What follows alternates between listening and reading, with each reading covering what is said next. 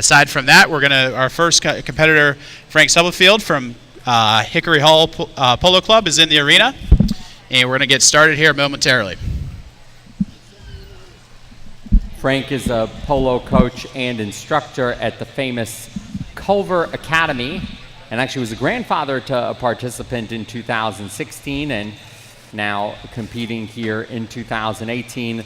The Culver Academy, Justin, is very well regarded in the polo community, and can you explain to our audience about some of the history of the Culver Academy? Yeah, so as Frank's warming up, and then Frank, once you're ready, come over here and signal the judges. But Culver Military Academy has strong polo roots. It's located in Culver, Indiana, and has produced a lot of generational polo players across the country at the high school level. So Frank's going to go ahead and get started here. In the agility pattern for polo, we look to do a lot of different movements in polo. So a lot of the spectators out there and the people watching on the live stream here, you'll see a lot of movements from different disciplines, working ranch, some Western movements, a couple dressage movements, flying lead changes, things like that. We utilize English tack, but there's a lot of Western roots in polo, especially in the U.S. down the Cowboys in Texas. Trained a lot of old cow ponies to be polo ponies. When the sport made its entrance into the U.S. from England around the turn of the 19th century. The Culver Academy you see emblazoned on the tack and jersey for Frank, which has been in existence since 1897 and remains the largest cavalry school still in existence in the United States, and currently has 10 retired racehorses in the program. And during the prelims, we talked to our judges, who are Carluccio Ariano, the Executive Director of Services of the United States Polo Association, and Tony Coppola, the United States Polo Association President, about the percentage of thoroughbreds that are in polo, and they estimated about 40%. So what is it, Justin, that the thoroughbreds do well when it comes to polo? Thoroughbreds have they have a lot of athleticism, a lot more of athleticism going laterally than people realize. And they also have a lot of heart. We put polo ponies into a very competitive nature, and a lot of them love it, and they start to get a keen sense for the game. You hear some people talk about them being able to know the game and react to the flow of the game better than some of the players from time to time. So you're at 2 minutes, Frank. And traditionally we have, of the breakdown of polo ponies, predominantly we use fillies and mares. They just have a lot of heart. They pick up the game really, really quickly. The geldings, a good horse is a good horse, but the geldings seem to be a little bit more, tranquilo when it comes to polo, and we like them to have a little more fight, have a little more athleticism. And the build that you tend to look for, Justin? Most people like a smaller thoroughbred, so one of the reasons why we are able to kind of have less competition on off-the-track thoroughbreds, we're looking at 15 hands of 15-1 fillies and mares, which I don't know other disciplines that really go after those demographics as much as polo players. So, but some people like bigger horses, and then as far as conformation, there's a lot of preference, but a little short coupled, the quote-unquote thoroughbred that looks like a cow pony. All right, looks like Frank's going to ask the horse to step back, and all set. Thanks, Frank. We'll be seeing horse and rider Frank Stubblefield III in stature back in here when we do what is a new addition to the finale, and that will be the special 3-on-3 indoor chukker. So last year, the America's Most Wanted Thoroughbred was the polo discipline winner, and that was Old Tavern, ridden by Charlie Caldwell. And the next competitor to go is Charlie's twin brother, Harry Caldwell. Harry also competed last year and wants to keep up in the family after Charlie won America's Most Wanted Thoroughbred a year ago, and Harry rides Hooked at First Sight with the green bridle number, is one of the horses that is for sale in the ASPCA Makeover Marketplace. Hooked at First Sight raced in Ohio and Kentucky and West Virginia in 7 races and was always well behind the rest of the field, finishing never better than 7th place and always a big long shot. So racing not necessarily in the cards, but now retraining with Harry Caldwell from Taft, Tennessee. And the Caldwells got their start, you explained, Justin, in polo cross. Yeah, so Harry and his brother Charlie were transplants from the polo cross world into polo, which brings up a good point. If anyone's interested in learning more about the sport of polo, would want to give it a try. I believe we had 3 or 4 participants this year that participated as a second discipline.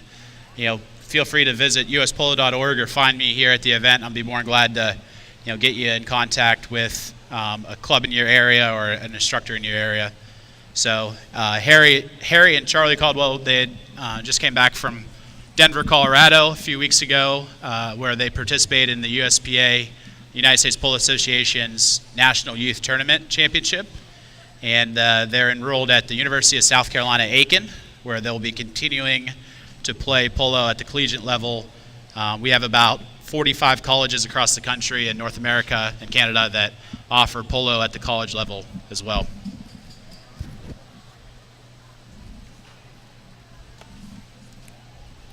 Justin, can you share with us a little bit about the history of polo, one of the oldest team sports still in existence? Yeah, so polo dates back to before Christ, and the sport originated in Persia, although China is starting to lay claim that it originated there. And traditionally, it was a training method for cavalry officers and military personnel, mounted military personnel across centuries. General Patton played polo, Genghis Khan played polo, a lot of other military generals and officers played polo, and the sport kind of spread across the globe through the colonialization of the British Empire. You guys are getting more about history than polo here, but so there's strong roots in polo in areas that have a lot of British influence: India, South Africa, New Zealand, Pakistan, and then British officers brought it across the pond to the U.S. Around the late 1800s. You're at 2 minutes. Harry. The pair of twin brothers, Charlie and Harry Caldwell, have already picked out their Thoroughbred Makeover horses for next year, and they're going to attempt to retrain a pair of twin horses, Mr. Ping and Mr. Pong, who were famous for racing against each other at Charlestown, as Harry Caldwell gets a round of applause on the horse named Hooked at First Sight. And I think you can see at first sight why this horse has the name, with the hook shape white on the horse's nose.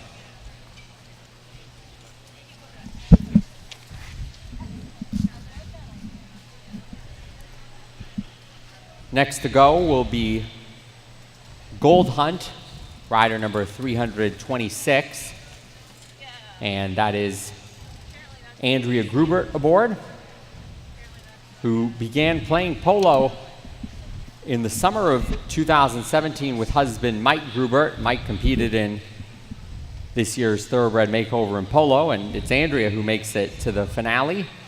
Andrea's assisted Mike in making and training polo horses. This horse, Gold Hunt, is a young 4-year-old mare. As Justin explained, generally mares and generally fairly young right off the track. And Gold Hunt raced 18 times without ever winning, went to the front, but couldn't quite sustain that speed. Did finish second or third in 6 races. An Arkansas bred who ran in Delaware, Maryland, Pennsylvania, and finished up her career in November of last year in West Virginia. Andrea might have just started playing polo a couple years ago, but she's been around it majority of her life. Her and her husband Mike bring a lot of horses off the racetrack, predominantly Mahoning Valley Racetrack in Austintown, Ohio, and place horses in not only the polo community but also in the hunter jumper community as well. So, we really look for off the track. Off the track, we look for younger horses, 3, 4, 5 fillies and mares. Low starts. So tracks that Thistledown in our neck of the woods, Thistledown, Mountaineer, Mahoning have a lot of opportunities for polo ponies, especially for the size and stature of horses we're looking for. What kind of tack are we looking at for polo right now? So we use English tack. The saddle is it's a saddle specific to polo. You can see it doesn't have knee rolls. We have a lot of other English tack. Bits you have. Actually, Andrew's riding in a Western bit, but the bits range from traditional Western bits to you see a lot of gag action, mouthpieces, pellums, a couple full bridles from here, from time to time. A lot of 3-ring bits are starting to make a bigger influx into the sport.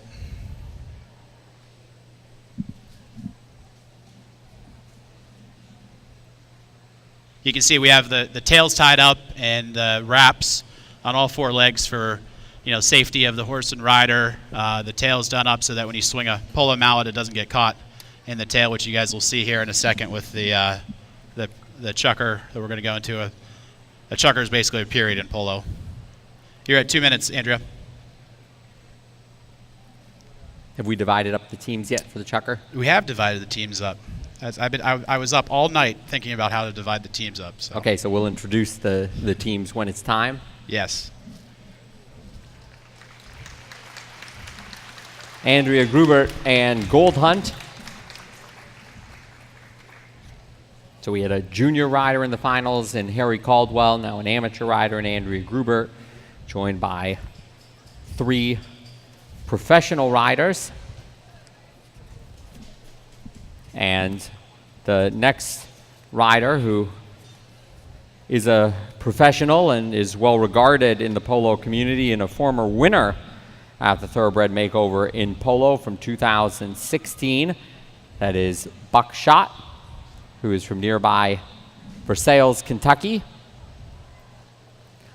Played right here in Lexington for the University of Kentucky Wildcats, and Buck and his father, Trey, have started countless off-the-track thoroughbreds in polo. And it's interesting how racehorses get their names. Well, Hooked at First Sight got the name from how the horse looks, and I'm not sure how this horse got his name, but it's certainly going to be one that'll be hard to forget.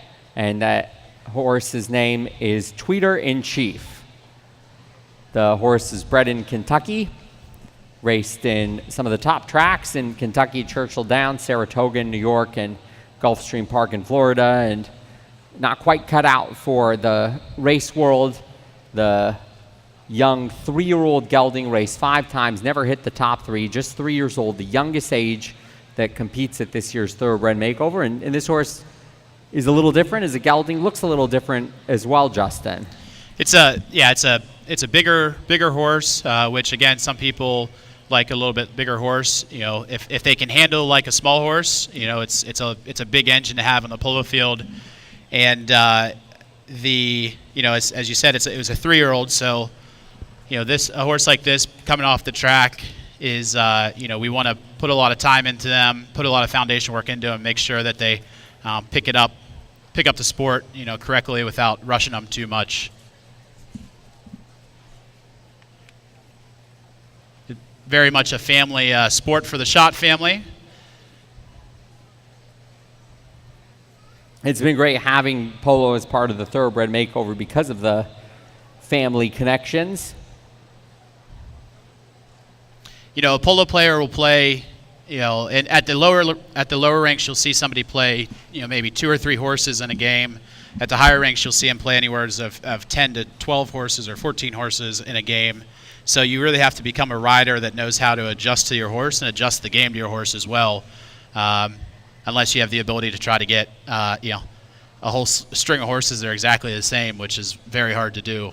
in any discipline, I'd say.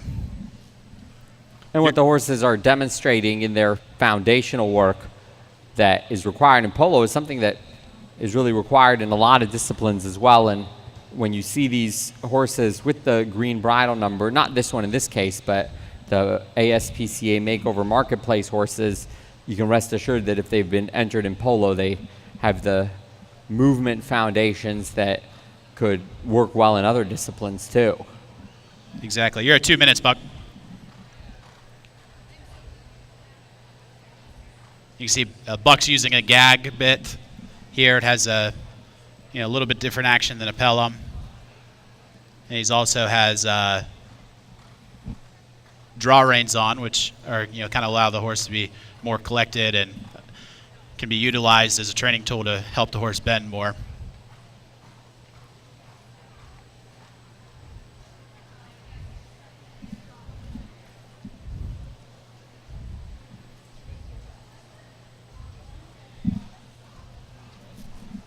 All right, you're at the time, Buck. Strong ride there from Buckshot aboard the young 3-year-old Chestnut gelding, only gelding in the field. And we will finish up with the lone gray horse in the field, the horse that was in the lead coming into the finals for polo, and this is Tanya's Pride, a 4-year-old gray filly who is ridden by Courtney Asturian from Cohesville, Maryland, who was a 2010 intercollegiate national champion in polo and has played professionally in England, Thailand, and Argentina. Yeah, as you said, Courtney also went to the University of Kentucky. She started out in Maryland in the youth program at Maryland Polo Club. So she's been in polo a long time, a lot of roots in the Kentucky area and the Maryland area. I think this horse actually ran at Laurel Racetrack, so a little homecoming for Courtney on Tanya.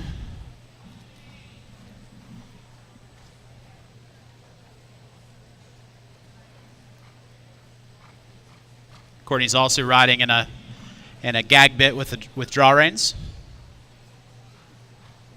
You can see that her horse has its mane roached. We do that so that we're always constantly adjusting our reins, adjusting our grip on the mallet and things like that. So it allows us to have a nice clean kind of neck to not grab the horse's mane when we're adjusting our reins and things. You have to play polo right-handed. I'm lucky enough to be left-handed, but there's a lot of dexterity in the left hand to control the animal and make sure that you're cueing it the right way to get it going where you want it to go.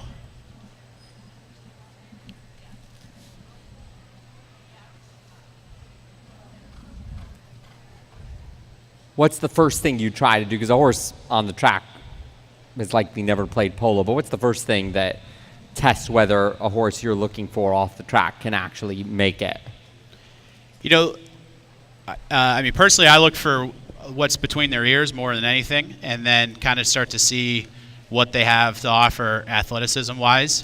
You hear people talk about teaching horses their leads. Horses naturally know their leads, so if you can witness them out in a pasture, which is sometimes hard to do off the track, and them running with other horses, you'll see them do a lot of the movements that Courtney's putting Tanya through right now, just playing with their pasture mates. So they know a lot of these movements. It's just more looking at how the rider communicates with them and their responsiveness to those communications. You're at 2 minutes.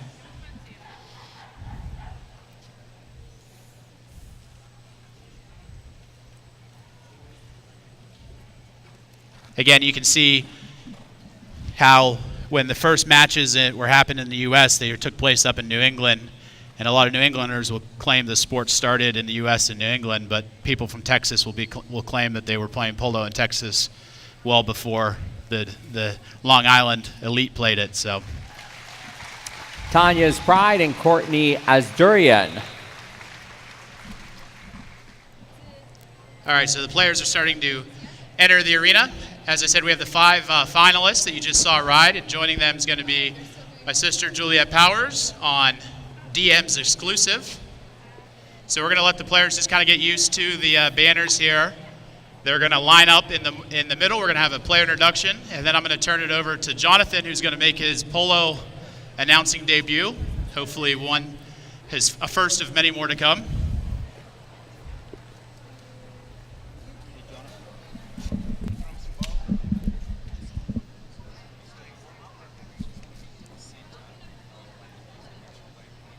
So we're going to throw a couple balls into the arena to allow them to warm up and hit around. We're going to give them about a minute to do so, and then go ahead and get started. So a traditional polo chukker is 7 minutes with a 30-second overtime. We're going to do just a straight 6-minute chukker here, no overtime, just to kind of show off the horse, let you see what the sport kind of looks like. As I said, it's a sport that has to be played right-handed. This is arena polo, which is played in a smaller enclosed area. Traditional grass polo is played on a field that's 300 yards by 160 yards and played with 4 players. So horses can get to speeds upwards of 35 miles per hour. And you can see why, in polo, the thoroughbred is, utilized extensively for their running ability.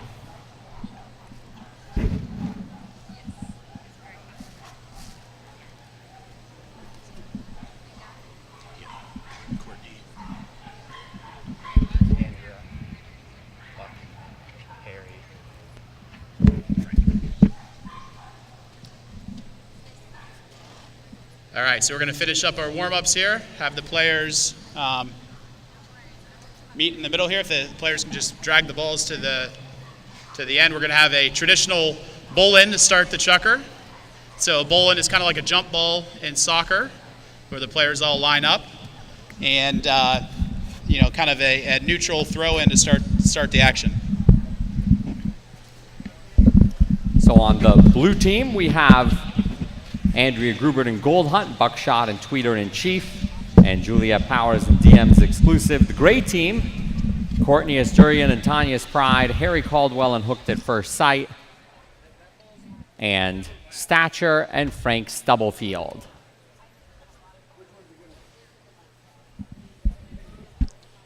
All right, so the players are going to line up in the middle here. Carluccia Ariano is giving some instructions to our guest bowler. Very specific instructions, I see.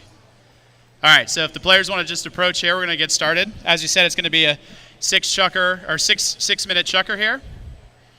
And going to get a chance to see what polo kind of looks like in a game environment.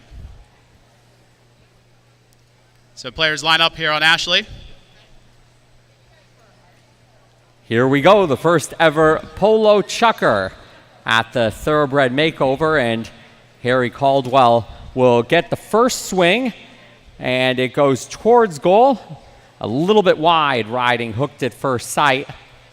The blue team is looking to defend their goal and bring it out. And it's attempted to be cleared out, but turning it the other way is Courtney Asturian for the gray team. A battle for it by the wall. This is very entertaining, Justin. Oh, and we got a break here for the blue team, making a run towards goal. Buckshot getting it in for the first goal. So we're going to play continuous play here as we do with Green Horse. So Courtney's going to bring it in. So blue leads 1-0. You can see that Buck's playing the ball on both sides of the horse there. There's a lot of different strategy. There's defensive plays, offensive plays, hooking, as Buck just put an example there. Buck takes it over from Harry, clears it all the way down, and Courtney Asturian is going to try to backtrack to pick this one up.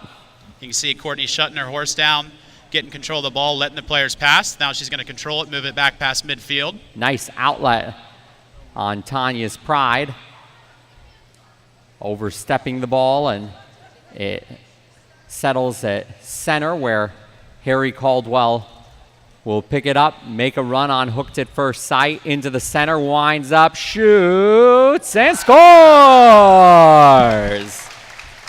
Tying it up, 1-1. Blue team 1, gray team 1. So we're going to have Buck bring the ball back in. We got 4 minutes left to play here. As you can see, there's a lot of traffic in a polo arena, but, horses are used to starting gates and fields of 10-plus horses on the track. So, we get them really used to traffic, and they're herd animals by nature, so it's very easy to, it's very natural for them to take place in environments like this. You can hear the players talking to each other in the arena. As turning it is Courtney Asturian. Frank Stubblefield is there, and he'll hit it backhanded back to Courtney, who shoots it going towards goal but wide. Buckshot on defense will try to outlet it, make a long pass up ahead. So Buck's going to try to pick up Courtney, who's going to be challenging from behind, let Andrew try to work the ball towards the goal. Andrew's going to override it. Buck's going to work it towards the goal right in front, going to hit a back shot right into goal. Blue is back on top, 2-1. So we're nearing the halfway point. We're keeping time here with 3 minutes to go, a 2-1 lead for the blue team. Courtney Asturian plays it to the side. You can see Harry showing some grit on his horse, working in there, working into the wall. Buck's going to be there to challenge on the near side. It rolls towards goal, but wide. Harry and Buck battling for it. It rolls towards the gate in the corner. Harry trying to keep it in the offensive zone. Out of bounds, back in. Our Chief Stewart knows exactly what to do, just get it back into the action. Looks like we have it right in front of the goal mouth. Frank Stubblefield puts it in for the score. Tied up 2-2. Long shot up ahead, rolling. Trying to chase it down as Andrea Gruber for the easy finish. 3-2 blue. This is the loudest we've heard the crowd all day. Yeah, I mean, I was expecting cheers like this for dressage, but it didn't happen, so. All right, so Buck's going to look like he's going to either hit a back shot or he's going to hit a tail shot, looking for teammate Juliet Powers, who can't get turned around there. Harry Caldwell's going to get to it first, working it down into the corner. Frank's going to try to take Julie out. Harry's going to hit a back shot, looking to try to get to teammate Courtney Asturian, but Buck drives in there. Taken away. Here's Buck trying to make a run towards goal. And now Harry Caldwell. Here's a chance at a 2-on-0. Harry Caldwell all alone, steering it towards goal. And in. 3-3. We have just over a minute to go, and it might be next goal wins. And it's going to be a run into the corner where Juliet Powers will play it on DM's exclusive. Nice stick work. Leaves it right in front. A clear from behind by Courtney Asturian, but not quite out yet. Nice block in front by Harry Caldwell. And now he'll try and turn it in transition. A cheer from the crowd is Hooked at First Sight. And Harry Caldwell shooting it towards goal, shooting it wide. We're inside of 40 seconds. Harry hits it across the face of the goal mouth. It goes into the corner. We got 30 seconds left to play here. We had told the participants the nice, easy green horse chucker, but the competitive nature is, I think, taking over. And I think they're responding to the crowd as well. Buckshot looking to win it at the end. He's got a good chance going towards goal. Oh, it's just wide off the post. He'll try and rebound it.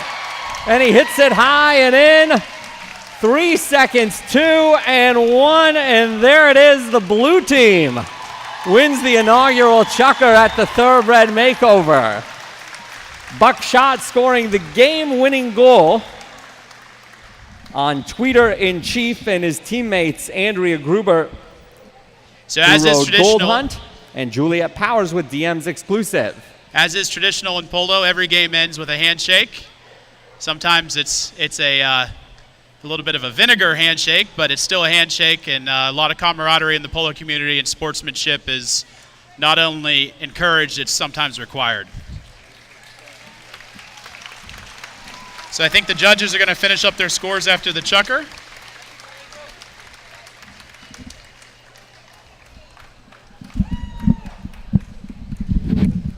Well, that was a crowd-pleasing addition to the Thoroughbred Makeover.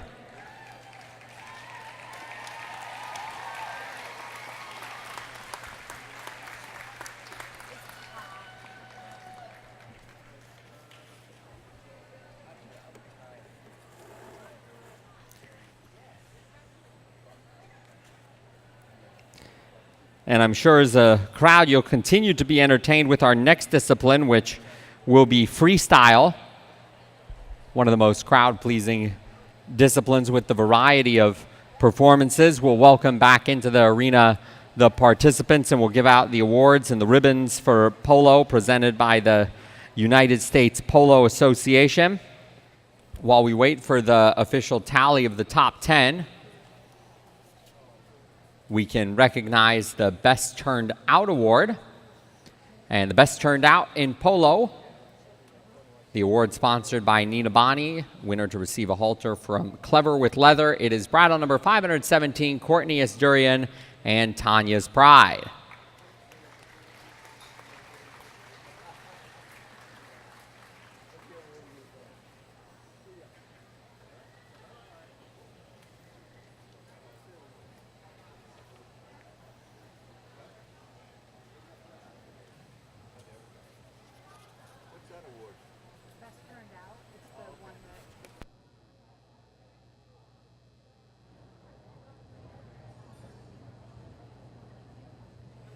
Here we go with the results for polo presented by the United States Polo Association. Finishing in 10th place, bridle number 47, Elena Athena and Trey Schott.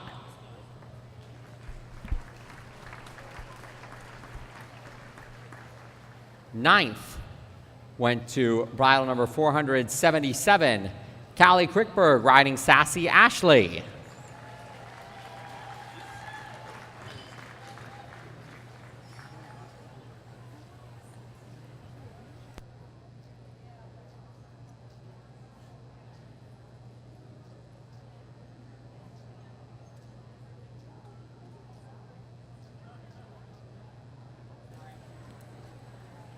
Finishing in 8th place, bridle number 125, Miss Conspicuous and Mark Powers. In 7th, number 221, Baby Let's Dance and Mike Gruber. In 6th, number 488, also Mike Gruber and Skylar's a Jiggin.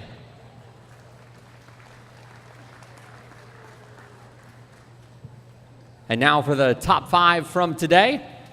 Finishing in 5th place, bridle number 501, Stature and Frank Stubblefield III.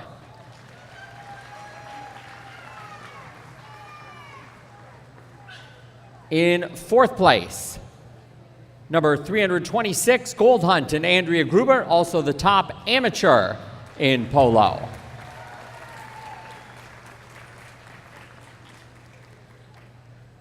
Third place went to number 78, Hooked at First Sight and Harry Caldwell, top scoring junior for polo as well. In 2nd place, number 540, scoring the game-winning goal in the chukker, Tweeter-in-Chief and Buckshot. But the MVP of the entire polo competition, the winner and the contender from Polo for America's Most Wanted Thoroughbred, is number 517, Courtney Asturian riding Tanya's Pride.